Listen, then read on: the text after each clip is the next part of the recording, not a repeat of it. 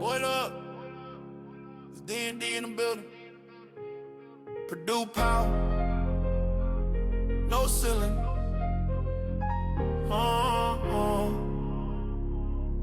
Yeah. Double D back, that's Derek and Dalton. Talking gold blood, Mackie Ben Moulton. Black and gold dreams, banners we folding. Paint crew loud, every rim gets swollen. Stats so clean, you think it's a scheme. History books get Purdue screen. From humble to E-Day, legends on replay. We run through Mars like it's just another weekday. Double the energy, talking that legacy. Boiler boys cooking, no recipe. Microphone magic, rivalry static. We breaking it down, keep it cinematic. You want the heat, better tune in fast. Hello, welcome back to the Double D Podcast. My name is Derek, and as always, this is my co-host Dalton. Today we are going to be previewing the upcoming Purdue versus Rutgers basketball game in Piscataway, New Jersey. That is on Tuesday. Obviously, the start of Big Ten play. Historically, Purdue has been pretty terrible in the start of Big Ten play against these weaker opponents. I believe we're 1-5 in our last 6 in the opening game. I know that Matt Painter knows that because I heard somebody ask him about that. So I assume Purdue comes into this game ready to play and ready to handle business. But Rutgers, just initial thought from me, not a good basketball team. Closer to a mid-major level team than a Big Ten level team. Not even as good as most of the mid-majors that we've played this season. So what are your initial thoughts on Rutgers? What your eyes tell you? And do you think that there's any chance that this could be one of those, dangerous little sleepy games? No. They suck. They're 122 in KenPom. They played in the Players era. They got destroyed. They're trash. Like, this is what Pikel gets. This is a real life karma in front of our eyes. You go out and get these freshmen, they're doo-doo anyways. Of course, Ace Bailey's good now, but this is the price you pay, Mr. Pikel. Your team is terrible, and you're on the hot seat. That's the facts. Yeah, definitely. Obviously, like you mentioned, they lost 2 top 5 level players in the NBA. Ace Bailey, Dylan Harper are gone. They lost 6 of their top 7 scorers. That's a lot to lose. They bring in 7 freshmen, 3 transfers. So a very new team. They only return, I believe, 3 players that even played a minute last year, and they didn't play a lot. They were not like 3 high-level players for them. Like I said, 6 of their 7 leading scorers are not coming back through that door this year. So their projected starting 5 is Tariq Francis, Jermichael Davis, Dennis Badadlau, Dylan Grant, and Emmanuel Ogbole. I am going to have a hard time trying to pronounce those names throughout this episode, so just bear with me a little bit. They have played a mediocre schedule at best this season. The teams they've beaten, Lehigh, Rider, American, all rank in the 300s. Not good teams.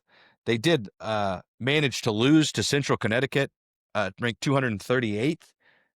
Not sure how that happens. And they didn't just lose, they lost by 13 points. They put up 54 points against Central Connecticut. And that is not UConn. That is Central. That's like losing to Ball State. If Purdue lost to Ball State by that Why many not points. pull up ISU since you love them so much? Yeah, I mean, people that didn't watch the other videos first don't get that reference. They did also get dog walked by Tennessee by 25. Notre Dame beat them. Notre Dame is not good. And they most recently did beat UNLV, who isn't good either, but at least they did get a victory there. So they stand at 5-3. Like you said, 122nd on KenPom. Overall, this is not a team not as good as the Akron team that Purdue played. Really not even close to as good. And Purdue should handle business. I think last I looked, this was a 15-point spread on KenPom. I don't think the official line is out yet, but if it was me, I'd be hammering Purdue to cover. I do think being the first Big Ten game, a road game, Purdue is going to be ready. Any chance in your mind this could be a little bit of a sleepy trap game with, Iowa State looming? Purdue's going to know that this is not a great team. However, obviously with our history in the last few years of losing these first Big Ten games, you would think Purdue would come out ready to fire, right? You would think that. This is a basketball team, though. Any given day, man. any given day. I'm not going to count them out. They're a D1 basketball team. I think if we come out and play our game, they're similar in tempo to us. They're a slow team. They hold on to the ball. They run half court. It's a Pikel team, but you still got to win the game. That's what I hope. If anybody is listening to this from the team, you still have to go out and win the game. Like, you have to outperform and outscore the other team. It's not a gimme. It is a Big Ten team. So, I mean, I don't think it's a trap game, but I also didn't think, a couple years ago that Ron Harper would hit a half quarter and beat us. So, well, we've lost in these games to Nebraska, Penn State, Rutgers. It's always not a very good team in this first game. We continue to lose them. So I hope you're right. I think you're right. I don't think that this team even if it were considered a trap game, I don't think that Rutgers has enough to beat Purdue. You look at the pace they play at, they want to muck it up. This is going to be, I think their path to winning this is going to be similar to what Memphis did to Purdue. Make it dirty, make it rough. They're going to be at home, so they're going to get a little bit of that home environment, home whistle. I think that's their only option here. That being said, they have no depth. So if they get into big-time foul trouble, Purdue does have depth and should run away with this. I think this will be the first game this year where we see Purdue come out and blitz somebody. right. I think it's going to be a 25-8 start, somewhere in that range. And if it is 25-8, I'm clipping this and I'm going to put it online. But I just feel that. I just feel that. I feel like Purdue hasn't done that yet. And this feels like a perfect opportunity to do it, to get just a dominant win right before you're about to play a really good team at home. Yeah. It should be a good tune-up game, and that's all it should be. I will say they do take the 31st most free throws in college basketball, so they get to the line somehow, but they also, they're in the top 60 in three-pointers, so that's not aligning to me. I mean, I haven't watched them a whole lot, but I think they're a little, but just based on what I know of Pikel's defensive strategy, I think they're a 3 and layup type of team. okay. They don't shoot the 3 extremely well, actually not very well at all, 34% as a team. But they do get a lot of free throws, like you said. However, their 2-point, if you look at their 2-point percentage is bad. So it's confusing. They are a confusing team, but that's what happens when you look up a bad team from a statistical standpoint. A lot of things don't make sense. That's just because they're not good. So we'll get into their players real quick. We don't want this to be a super long episode, just because it's, although it's the first Big Ten episode, first Big Ten game, it should be one of the easiest of the season. I think they are the worst Big Ten team, in my opinion. So we'll go through their returners first. And I'll start with what I believe to be their best player, similar to a TKR style of player. Dylan Grant is a 6'8" sophomore, averaging like 15 a game. He's led the team in scoring. He had a 28-point game against Lehigh. Just a pretty good overall basketball player. Probably the best, the one guy that you would watch them and go, man, I wouldn't mind having him on Purdue. A 6'9" guy who can score, who can slash, who can, not a very good shooter, but can kind of get it done. I think that the biggest thing will be shutting him down, which I don't think we should have a problem. He likes to score on the interior. He is not going to be able to do that against TKR and Clough. I don't know who gets that assignment, because their other starter, who is also a returner, is Emmanuel Ogbole, who's 6'10" and a senior, but he's a little guy. Like, he's a skinny 6'10". But he's the 46th best block rate in the country. So those are their two big guys, and I think that those are the two guys that if anybody's going to do a lot of damage, it's probably going to be them. Any thoughts on those guys? Dylan Grant is a shooter, though. He's at 44% on threes. I mean, that you got to be aware of that. The Badalude, I don't know, he shoots 32% from 2-point. He shoots 30% from 3. Oh, you're talking about No, that's the foreign kid. I'm talking about Ogbole. Ogbola, yeah, I don't know. I don't know much about him. 6'10", big guy. Yeah. Not going to do a whole lot other than block shots. That's his thing. Find out. Learn Oscar Clough, dude. Yeah, Oscar should dominate him. He's not a true scorer. He's a good rebounder. I'll give him that. And he's pretty good on the offensive glass. but he's not a big enough body that I think he should affect Oscar. Right. I mean, 60 total rebounds on the year. I mean, but Yeah, I think look he's at like the 7 a game. competition. If we played that competition level, Oscar would probably have 120. So Yeah, right. So yeah, I mean, those are two of their returners that are good. Their other returners, Jamichael Davis, a 6'2" guard junior. Now, he is currently shooting 54% from three. However, that's only on 19 attempts in 8 games, so he's only shooting it about 2.5 times a game. So low volume. I don't think that he's obviously a guy you don't want to leave open, but he shouldn't be a guy who's going to go for make 6 threes in a game against you. He just right. isn't that type of player. Yeah. He's not a huge scorer. I mean, only 76 points on the season. So break that down in 6 games, They played 8 games. 8 games. Well, even worse. Even Yeah. worse. Average is just under 10. He reminds me of a little bit of like RCJ. Yeah. Obviously, I don't think is skilled and not as good of pure a defender, but guy with some athletic ability as a junior, been in the program, so he gets it. Just a good role player for their team. So, I mean, out of their whole team, those 3 guys are the returners that know the system that are probably going to be utilized the most. Right. And I think that one of the keys to the game would be just limiting those guys, not letting any of them really get going, like especially Grant and Davis. Um, but we can move into a couple of those transfers. So Darren Buchanan Jr. comes from George Washington. Pretty good player, average 8.6 per game is averaging 8.6 per game. Any thoughts on Buchanan? Nothing really stands out on the stat sheet to me. I mean, something that does stand out overall for them is their lack of assist. Right. So in It's a lot 8 of ISO. games, I mean, their best 2 assist players average 3 per game. And after that, it's like 1 per game. So that's concerning to me. For them, obviously, I don't care about them, but they Seems they like a lot foul of ISO ball. they foul a lot. Yes. This team sucks.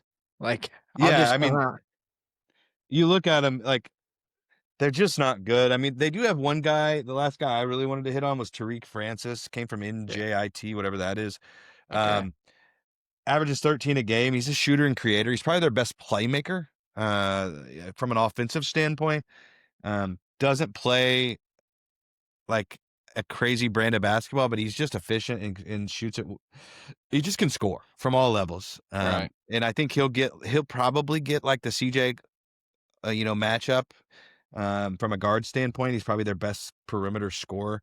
I assume Jamichael Davis will get the Braden or Fletcher spot. And then they have this guy, you mentioned him earlier, Dennis Badalau. He is from Romania. okay, Don't know much about him because there's not much about him out there, but seems like a really good player. He's gotten more minutes just about every game. He does. He gets it up.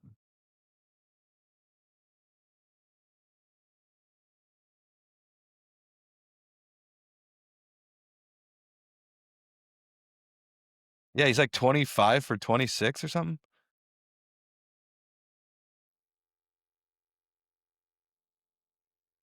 He's a good player. I mean, he's averaging 13, 3, 3, and 1 on right, 42% shooting and 96% from the free throw line. I mean, obviously he's averages, the third most minutes on the team, second most minutes on the team. Um, those are like we said earlier, the Dylan Grant, obviously their leading scorer, leading rebounder, second leading rebounder. Francis, the guy we just spoke about, and Jermichael Davis, those are their 3 leading scorers. Even with those being their 3 leading scorers, you can really just let them score. They don't have anybody else who's going to help a lot. I mean, if you look at their rotation, they have 1, 2, 3, 4, 5, 6 guys that are averaging more than 13 minutes. So they really don't have a rotation. They have 6 right, players. yeah, Outside of those 6, you might get a little bit of Zerno and a little bit of this Newuli guy. The announcers, the broadcast guys are going to have a terrible time pronouncing these names. They have a lot of international transfers, but one thing that I do think, like we said, Memphis style is the way they're going to beat us. They play physical, they play slow, they're aggressive.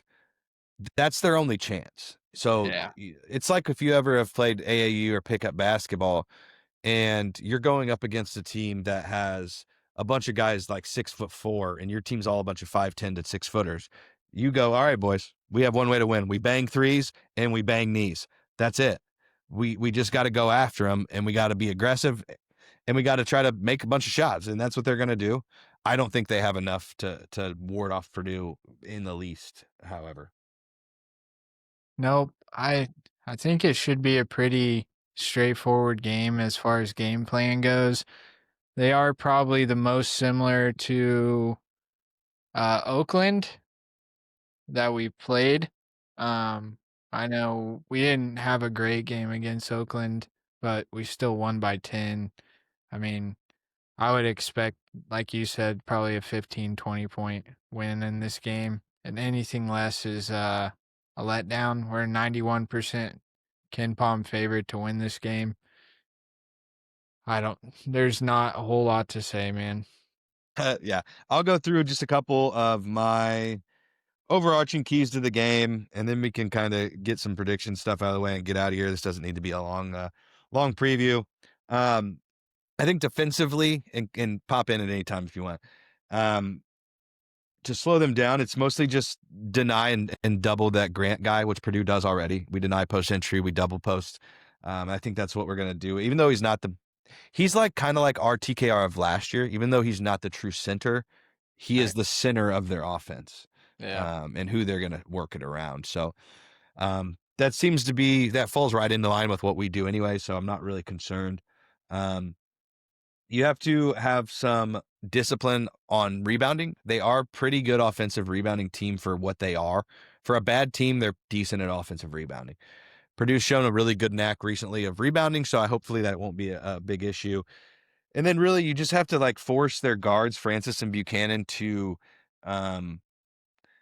kind of create early, trap them, just they're not excellent ball handlers, I guess is my point. And they are prone to make turnovers. They're a young team with a lot of freshmen and transfers. You can get them sped up and get them turning the ball over. So defensively, those are my objections. Do you have anything else that you're thinking defensively that we could do? Drop. Keep them off the 3-point line. Deny post entry feeds and play drop because obviously, like you said, they're a 3 and layup type team, and that's how they want to beat you. So give up the mid range, see what they can do there. A lot of teams they don't want the mid range, which is crazy to me, but it is the least effective shot in basketball. So, but Yeah, I mean, unless you're Purdue and you have 3 guys who are excellent at it. We're spoiled by that, I guess. 4. But I mean, you got Braden, Fletcher, Meyerings, Cox, who are all great mid-range shooters. And I think even Jakari can get there on it. So yeah, well, and if you could technically count Trey. Yeah, I mean, that push-off's technically at mid-range. And then offensively, here's what I had, attack on driving the ball and then kicking, because the centers they have are not great. For lack of, like, they're shot block. One guy's a shot blocker and the other guy's slow-footed. So they aren't going to be great at defense. They're just down there trying to get you to not be there. So we should have all kinds of success shooting wide open kick out threes. They foul a lot too, so why not? They're not deep. Yeah. Draw fouls. Bang the post a little bit in the first half, get them out. Agree. That sounds like good.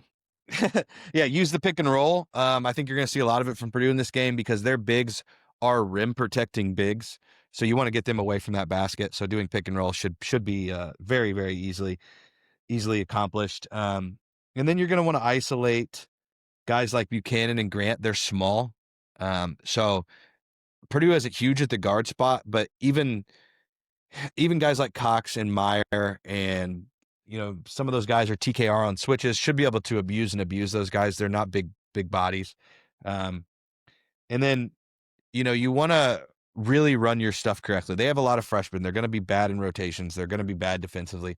Just take advantage. Don't get too cute. Don't get shy. Just go beat a bad team. I mean, They're that's also coached by Steve Peichel. So hey, I like Steve Peichel. why? I don't know. I kind of like his name. That's I like it. his. That's I like think it's a good name. you're like you're like the lady that picks her tournament teams off the colors. Yeah, well, those ladies usually do pretty well. They Uh, do. That's terrible. Final, like for me, make overarching things we just need to do: win the rebounding battle, which we should. We've been great at it. Just continue to be great at it and dominate that. Force them to make shots on the perimeter. Don't give up layups. They don't want mid range, so they're not a great. They're 34% team shooting from three. There's a couple guys you got to be careful of, but everybody else let them shoot it. Drag their bigs away from the rim on the other end, like I mentioned. Keep their shot blockers out of shot block territory, and then just be quicker to loose balls. Don't get dumb ticky-tack fouls. This team wants to draw fouls. They want to play physical. They want to play dirty. Just be the bigger team, be the better team, be the smarter team, be the team that's first to the ball. Because that's the only way you lose this game is if you allow them to be that team. Yeah, I don't think we possess that capability this year. I mean, got 3 senior leaders that aren't gonna let people. We've seen letdown ball played by Purdue in the past few years. Bad letdown ball where it just seemed like nobody was the leader, and I don't think we have that this year. I think if Braden's out of it, Fletcher's there. If he's not, TKR is going to be in your ass, and if TKR is not, Omer has shown that Yeah. he has capability to get in your ass as well. So I just don't think we have letdown ball in our blood this year. Hopefully I'm right. Yeah, I think you are right. Because like you just said, it's not even just the big three. I think CJ's got a bit in him. I think Jakari's got a bit in him. The only guy I really don't think has any give a shit in the world is Clough and Oscar, or Oscar Clough and Daniel Jacobson. I Yeah. think that they both are like, listen, we big, we stand, we dunk. Yeah, I'll block your Everyone else, you shot. handle the bullshit. We're Yeah. gonna be down here being chill. Right. Um, Benter's probably a little like that too, but I think we have enough leadership. Like you said, when things start to go a little sideways, one, we have subs we can put in, and two, we have guys who can, do the old Aaron Carson Rodgers, Edwards. relax. Carson. Yeah, the Carson. Like we just have we have leadership. Is really I think what we're both trying to say here without saying it. We're just saying it in a lot of words. Last few Words. things I had, and then we'll get out of here. I think we just need to deny that Grant from getting touches in the post, which we should do. We're really, really good at that. We need to get the big guys away from the rim, like I've said multiple times, and then crash the offensive glass. You should be able to. This team's not a very good defensive rebounding team. They're a good offensive rebounding team. Should be able to get a ton of rebounds on the offensive glass if we're just crashing. Now, hopefully, we're not missing a ton of shots, but don't let them beat you at the rim. If they're going to beat us or even get close, let it be because they go 15 for 25 from three, because it's something they have shown they're not really capable of doing. So I'd put my money on that, and I'd put my money on Painter adjusting if they did start off that way and made 6 of 10 to start off. We could adjust, but so any other overarching thoughts before we get to some of our predictions and who we think is going to be impact players here? No, but this will be the first game we are doing our Double D's Boiler stats on. So be on the lookout for those. And if you'd like to participate or argue with us, please let me know and I will get you that stat sheet so you can play along with us. We've come up with 6 of our own stats. They're pretty fun. They're pretty cool. It's not something you're going to see on all the other data sites. So that's something to be on the lookout for.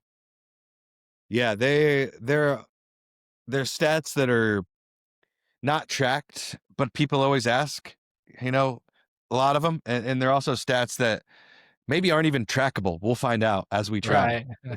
that, and we're not going to be perfect because some of them are a little obscure, but cool stuff regardless. And you're always trying to find something new to bring to the audience. So hopefully you guys like them. Hopefully we don't hate trying to record them. May not be able to pay any attention to the game by itself. So, okay, so let's go to, first off, who do you think is going to be the player of the game for Purdue, if you had to guess? I think we have, man. It's a Braden game. Start the Big Ten off right. I'm saying we're on triple-double alert because he hasn't been scoring, and I'm sure he knows he's a psycho. We know that. He hasn't been scoring. He hasn't had to get the rebounds like crazy, but he still has it in him. So I'm looking for triple-double alert on this Okay. one. They don't have strong guard play. He might eat them up. Okay. I like that. I'll go with. I actually was kind of going to say Braden. I think it's going to be, and I hate to go standard here, but I think TKR. I think this is the first Big Ten game. Our big boys they're going to handle business. They've been kind of lagging around. We beat Texas Tech by 1 million. They didn't play a lot. We beat Eastern Illinois by 1 million. So they're 2 games in a row. They really haven't played much. They're going to come in here ready to handle business. I think TKR. This is a 20+ points game, a 10 rebound game. Just one of those classic TKR. Probably shoots like 9 of 13 from the field. Dominates them. Fouls out their bigs. Just looks unstoppable. So I like it. Yeah. And what's your if this goes right for Rutgers, they can win the game? Shoo, that's a hard one for this game. They're gonna have to hit a lot of threes. A lot of threes. Yeah, That's what I got. I think that's probably, in my opinion, the only way. The only other thing I could think of is if Purdue allows this game to get really dirty, and doesn't course correct if that starts to happen, and this ends up in one of those games where each team shoots 40 free throws, and it's just a battle. It's like a 65-63 game going to the end. If that happens, those are the games that Purdue's going to have trouble with this year if a team can do that, because Purdue can outscore anybody. Purdue, even though they have senior leadership, maybe doesn't have that level of true toughness. At least I haven't seen it yet. Maybe they get there. Maybe that's when Meyer comes in the game and Jakari comes in the game, and these guys become these, bring it on, mother chucka. Ball players. So yeah, I think that I would say 3-pointers, honestly, but then if it was something else, it would be just muddying it up. And then what's your one thing if Purdue does this thing well, there's no way they lose the game? Get off the plane. If the plane lands safely in Piscataway? Yeah, if they get off the plane successfully and no one falls down because of the snow or anything, I believe that we win this game. So, I mean, that's a fair take. I'll try to go something a little bit more based in statistics or something, but I'm gonna say if we continue to dominate on the glass, this game's over. Obviously, if we take care of the ball, that helps too. But I think I'm pretty much in line with you. As long as Purdue shows up and wants to play basketball, then I think we should win. So that being said, we'll get into our little final thing here. What is your score prediction for this game? 91-67 Purdue. All right, 24 points. I actually think that's very, very close to being what I think it will be. I'm going to go slightly less points because I think we're up big and the subs get in kind of early. I'm going to go 88-71. So basically the same. So you had a 24-point win. I had 17. I think that we're up closer to what you predicted, and then the subs come in and they get some late stuff. But either way, we're both predicting a pretty big victory here for Purdue. Hopefully that's the way it turns out, and we will have a recap for you. I know I will be Tuesday in Indianapolis. I'm staying at a Holiday Inn. If I'm back by the end of this game in my hotel room, we can run it live from there. I'll bring my stuff. If not, then we will have one out the next day, obviously. But should be a fun game. Happy Big Ten season starting. This is about to start a pretty fun stretch of basketball for everybody up until Christmas. And then after Christmas, it's Big Ten season, conference season. There's going to be good games on constantly. So really excited for this.